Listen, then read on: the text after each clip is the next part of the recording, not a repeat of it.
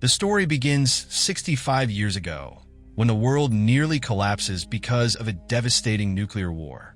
In a single night, electricity and every form of communication system are destroyed, leaving humanity in complete darkness. The planet goes through a terrifying era of survival. Amidst this chaos, deep inside the Amazon rainforest, a scientist discovers the Genesis tree. Its miraculous flower holds extraordinary power, enough to restore electricity to the entire world. With this discovery, humanity begins rebuilding civilization, and soon every Genesis tree comes under strict government control. After the nuclear war, 90% of newborn children suffer from severe genetic problems.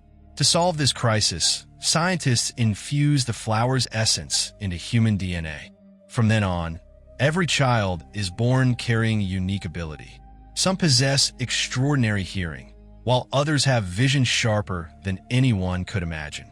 These gifted individuals are called genetics, and they live like royalty in this new world. However, about 10% of people have weaker immune systems, and their bodies reject the flower's power completely. These individuals are labeled specials, and they are forced into menial jobs such as cleaning and maintenance. Now the scene shifts to the Genesis Institute, where Chloe, a student, arrives on a class trip. Her wheelchair-bound partner Leon works there as a cleaner. While everyone is distracted, Leon secretly uses a device to unlock a restricted door and sneaks into a private area. Checking the map, he realizes 2 guards are stationed nearby. To divert them, he sends in a small toy mouse. When the guards catch it, the mouse releases sleeping gas, knocking them unconscious. Leon quickly takes their keys, connects a gas tank to the ventilation system, and soon the scientists inside fall asleep as the gas spreads through the pipes. Wearing a mask, Leon attempts to enter the lab, but his access code fails. He immediately calls Chloe, asking her to retrieve the correct code. Meanwhile, in the main lobby, Chloe overhears some boys cruelly talking about specials, saying they should be eliminated. Outraged, she confronts them, and the argument escalates as other students join in provoking her. A guard rushes over to stop the commotion. Pretending to be helpless, Chloe asks the guard for assistance, and in that moment, she cleverly steals a notebook from his pocket. Inside, she finds the correct code and quickly sends it to Leon. As soon as Leon receives the code, he rushes into the lab. He takes out his mother's old watch, engraved with the words, "We are all one. We are all equal." Reading this gives him courage. He pulls a lever, and the machine opens to reveal the Genesis tree inside. Determined, he picks up an old tool and begins drilling into the protective glass. But the moment he tries to pluck the flower, the tree reacts violently, shooting sharp spikes in every direction, and suddenly the alarm blares across the building. Even in the chaos, Leon manages to secure the flower inside a blue capsule. An announcement echoes through the halls, declaring that the building is now under lockdown and everyone must evacuate immediately. Chloe wants to wait for Leon, but the guards force her to leave with the other students. By sheer luck, Leon also escapes just in time. Outside, Leon deliberately bumps into Chloe, causing her teddy bear to fall. Before handing it back, he secretly hides the capsule inside the toy. When the guards search Leon's pockets, they only find the watch. They mock the words engraved on it and cruelly call him a freak. Another man carefully inspects all the students, but even he does not suspect that the flower is hidden inside the teddy bear. A little later, Chloe and Leon watch the news on a giant street screen. Senator Frank is addressing the public, questioning why the flower must be used before birth, and suggesting it could be applied after people are born as well.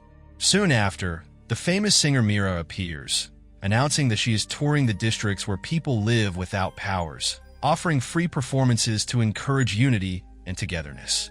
Disguised, Leon explains to Chloe that politicians and celebrities only put on a show, and they do not truly care about people like them. He points out how, just moments earlier, a poor man like them was thrown out of a food store. At that moment, they notice a cleaner wiping graffiti off a window. The words read "Death to the Genetics," a chilling reminder that not everyone celebrates those with powers. Meanwhile, Meera's manager warns her that the situation is becoming dangerous. The special district where the 10% of people live whose bodies rejected the flower's power is already risky, and the upcoming crowd will be overwhelming. He insists that the autograph session must be canceled, but Meera refuses. She believes unity cannot be built by hiding away. She insists on meeting the people face to face, making them feel included, and firmly rejects the idea of canceling the event. As Chloe and Leon head home, the guards at the special district gate stop them to check their IDs. Later, Leon goes shopping while Chloe watches Senator Frank's interview on television. Frank claims he has developed a medicine that can give powers to the 10% of people who never receive them, promising that they too can now be made equal to the rest. Chloe feels overjoyed hearing this, but Leon insists it is nothing more than a lie. The two return to their small workshop. Chloe tends to her plants, while Leon works on building devices. Using parts extracted from flowers that contain special energy, Leon designs unique prosthetics for disabled people, helping them live normal lives. The payments from their clients cover their daily expenses. After finishing one job, a man from the genetics district calls, asking for repairs. Chloe refuses, explaining that they never travel outside and that customers must come to the shop. But when Leon hears the man is offering triple payment, he agrees. Chloe becomes nervous because this is technically illegal, but Leon reassures her, saying he knows every route where the guards are and how to slip inside unnoticed. Soon, they arrive at an expensive restaurant, where the cook lets them in through the back door. The cook is also like them, wearing a mechanical suit that helps him walk despite his disability. Suddenly, a gang called Anti-Genetics storms through the main entrance, breaking it down and cutting the power. Leon finishes repairing the suit, and the cook goes to check the power supply, promising to bring their payment as well. Meanwhile, the gang begins destroying the restaurant and attacking people with powers. Within minutes, tables are smashed, and many bodies lie scattered across the floor. The gang leader starts writing on the wall. At that moment, the cook returns to the kitchen, covered in blood. With his final breaths, he tells Chloe and Leon what is happening outside before collapsing. Chloe and Leon try to escape, but the back door is locked. They realize they must think fast to survive. Leon asks Chloe to help him put on the cook's mechanical suit. A few minutes later, two gang members enter the kitchen. They only see the dead cook, unaware that Chloe and Leon are hiding nearby. As they write on the wall, they talk about a small show planned for tomorrow and a much bigger mission the following day. One thug tries to suggest changes, but the boss threatens him with a knife, warning that the plan must remain exactly as it is. A piece of paper falls, and Chloe quickly picks it up. When police sirens sound outside, the gang flees. Suddenly, Leon's suit malfunctions, taking control of his body. It forces him to stand and throws him onto the counter. The two gang members rush at him, but Leon fights back using kitchen utensils and boiling water. During the struggle, the boss's mask tears, revealing his face. The thugs pin Leon down on the counter, but Chloe leaps in to protect him. Leon then throws flour at the attackers, creating a distraction, and the two prepare to escape as quickly as possible. Leon runs with Chloe toward the exit. Using the strength of the mechanical suit, he smashes the door open, and together they escape. Outside, Leon struggles to move properly in the suit, so Chloe supports him and guides him into a narrow alley. Police cars rush past, but they fail to notice the two hiding there. Chloe examines the suit and realizes one of its legs is damaged, so she helps Leon all the way back home.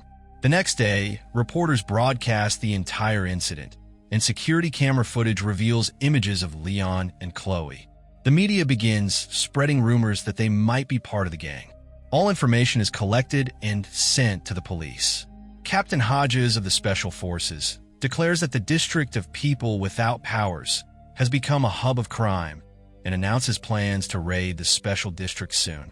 Leon and Chloe are terrified because they recognize him as the gang leader whose face they saw during the fight. Chloe opens the paper she had taken and discovers it is a flyer for Meera's concert, with a small map drawn inside. They realize the gang is planning to attack the concert, and blame will fall on innocent people like them. Frightened, Leon starts packing to leave the city, but Chloe insists they must save lives. She reminds him that only they know where the attack will happen, and countless innocent people will die if they do nothing. Leon argues that a man whose lower body does not work and a 12-year-old girl cannot possibly stop such a threat. Hearing this, Chloe bursts into tears, calling him selfish before running away.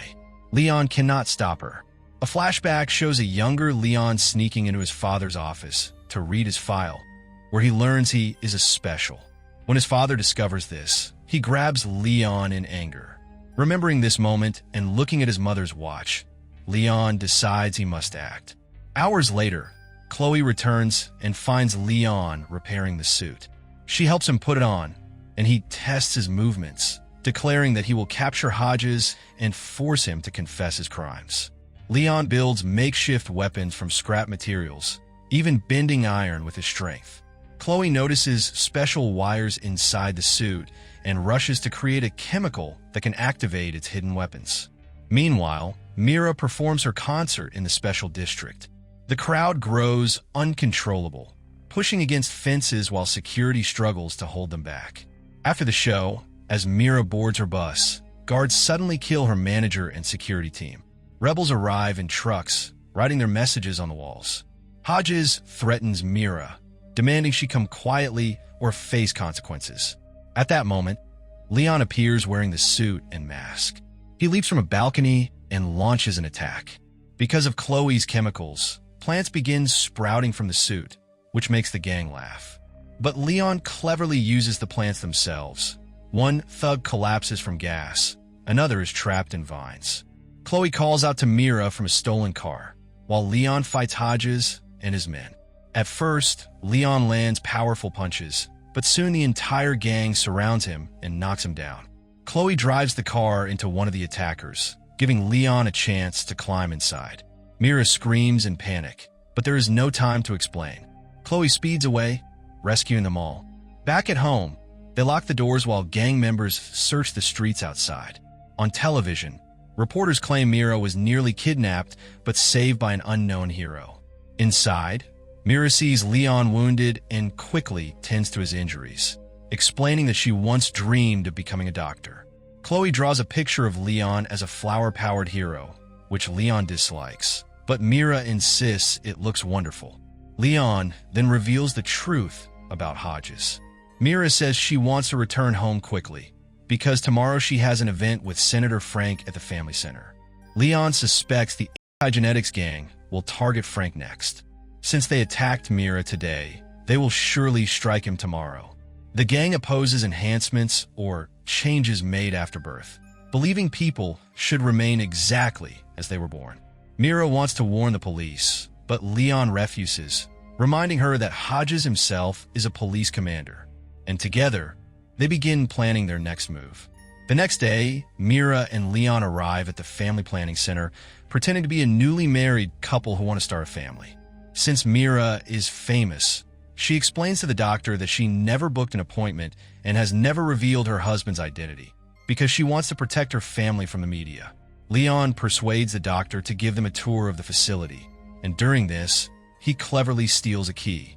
To distract the staff, he announces that Meera will perform for everyone, gathering them all into one room. At that moment, the anti-genetics gang storms in, and Leon confronts them in the lobby. The thugs attack, but Leon fights back with gas bombs that melt their masks. At first, he battles fiercely, but the gang is too large. They overpower him, knocking him down and beating him relentlessly. Hodges rips off his mask and punches his face again and again. Suddenly, Frank's security team arrives, forcing the gang to flee. Meera reveals that she called Frank because she knew Leon could not handle so many attackers alone. Leon asks why the guards did not chase the gang, and Frank replies that Leon is more important to them than the criminals.